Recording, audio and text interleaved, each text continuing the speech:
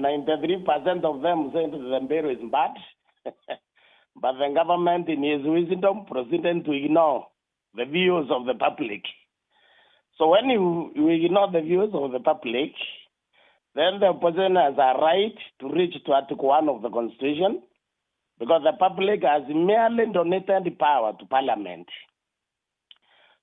It did not surrender that power. It donated it so it can take it back. So consulting is a good idea. Now, I've been hearing the discussion, and I hope your panelists can actually answer your questions. How does 16% VAT on fuel help the economy? That question was not answered.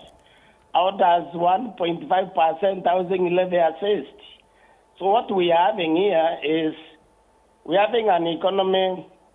The president has a leaking bucket. You fetch water from the river in forms of taxes from the people. You put a bucket which the money is disappearing in corruption and wastage. Public governmental wastage. You have his ministers flying all over with helicopters every day and driving fuel on gasoline and all that. So there is no amount of money you are going to raise from the people of Kenya that can assess this economy. If you know everything, you know that Kibaki was able to fix the Kenya economy in 3 months because he pursued correct policies, not that he raised any taxes.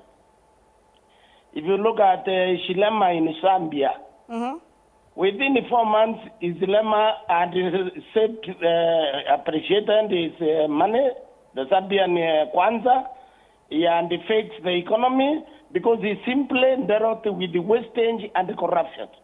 You remember Kibaki and he said to the public, the government must drive the vehicles 2,000 cc, limited the ministers to 2 cars, principal secretaries 1 car. So as long as you don't deal with the waste, as long as you can't deal with the expenditure, forget it.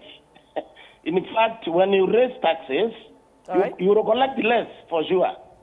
Because what people do is they take measures to mitigate against it. So if you go, for example, you work in Nairobi, your home happen to be in Nakuru, Meru, or Mandera, you drive there every weekend, you begin to driving twice a month in order to save. If you shop in neighbors, in a supermarket, you start shopping in the open market to avoid the VAT. So I don't know. I hear people talking because we have become too parochial. We have become too parochial. So we just support the government policy without evaluating it.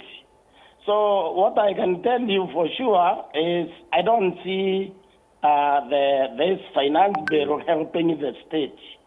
What could have assisted the Basin government was in dealing with the corruption, which has become a national religion. What could have assisted the government was arresting public money wastage